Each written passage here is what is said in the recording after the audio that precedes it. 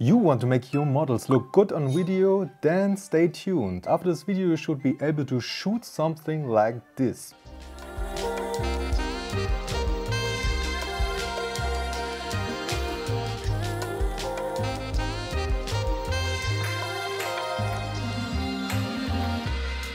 Before we talk about how we shot and lit the scene, you have to go one step back. There's 3 things you have to absolutely check before you would content any shoot with a model. The first thing you have to check is a photo model or a video model. You probably never thought about it when you have not the experience, but this is a huge difference. A photo model is very locked in. You have pose, pose, pose.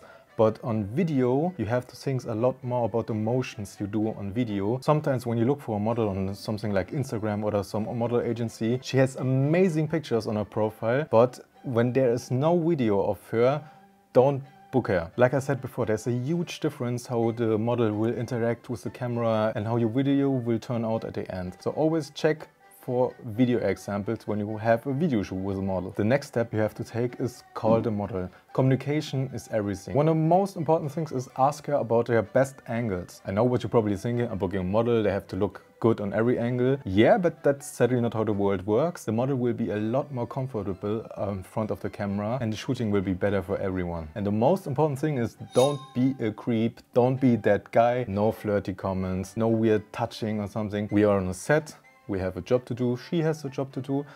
Just be normal, okay? Talking about you. If you have a girlfriend or a wife, mention her in the first 3 seconds you interact with the model, because I read online this is a green flag. So for the gear that we use, it's not a lot. It's basically just 3 lamps and one of them you don't even have to use. So the duo has 3 apertures, 300D, maybe there was a 600D around it, I don't remember. For the lights we have modifiers, we had the aperture lantern and the aperture spot. And for the camera we had the red helium with Hawk anamorphics. And the most important thing for the shoot was the glimmer filter. It's something like a promise, but what it exactly does I will explain you later. Don't be overwhelmed by the gear that we use. You could literally use anything for this shoot. It will look exactly the same. That's the camera and gear we have. That's why we use it. But there's no problem when you use your FX30 or something. The behind the scenes was on a FX30 with a little bit of grading. It looked exactly the same. Now we talk about lighting. And when we talk about lighting, you have to understand lighting, you have to see lighting. You can copy every shot by just looking at it, and I will show you how you do it. So here we have a scene from the shot we did,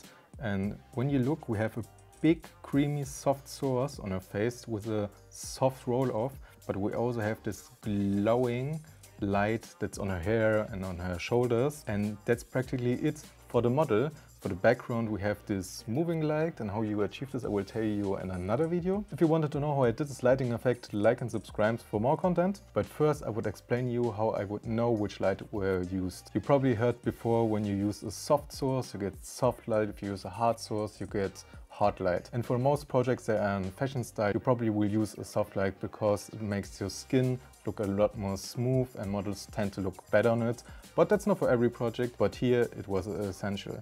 And you can see most of the time the light placement on the nose. You can see here we have almost no shadow on the nose. That means the light is pretty frontal, but because it's very soft and placed slightly off, we still have a lot of contrast in her face. Because it's a really modern product, I didn't want to make it look all clean and all perfect. So for my style, I tend to shoot it a little bit more dark, a little bit more low-key and a little more cinematic. Then the next light, it would be this hard edge light. As you can see, we have a lot of glow and halation around here. This was not with DaVinci, this was real halation because of the lens and the filter we used. There's this big soft light.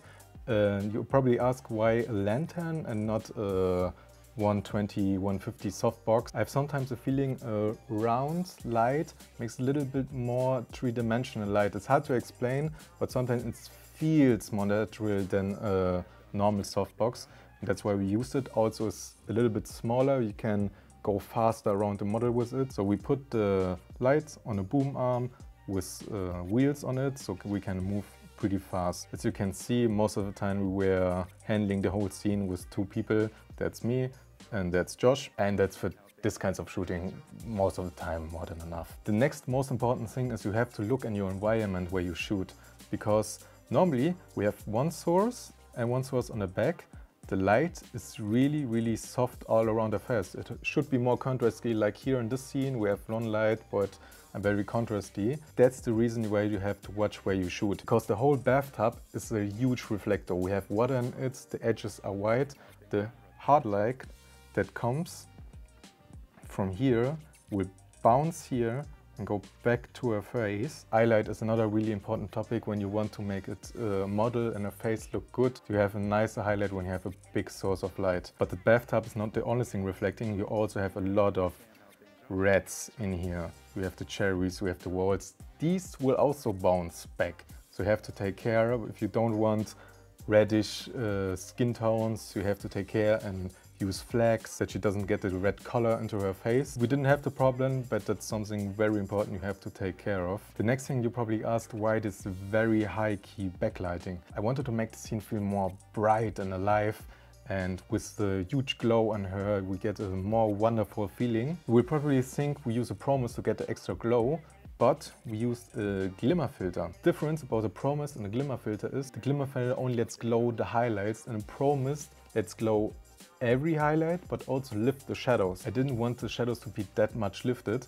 That's the reason I used the glimmer filter. Promise you will mostly likely use on darker scenes when you're outside, so you have lantern light. There is a useful promise, but you have you in this beauty sector, or you're probably doing high key and not moody like this, you would use a glimmer filter because it gives this little extra edge and you get another look that it's not so common to see for a lot of people, so your footage looks a little bit more unique. So let's give it a fast wrap up. When you want to have creamy skin, you use a big lighting source, and this was a 600D or 300D with a 90 lantern. Then for the backlight we used a 300D spotlight to very narrow the light. The next reason we used the spotlight instead of a Fresnel or something like that, that would give you a lot more output, is the control. With the sliders you can really narrow your light, and with this we could only hit her and not the bathtub. Practically the light is exactly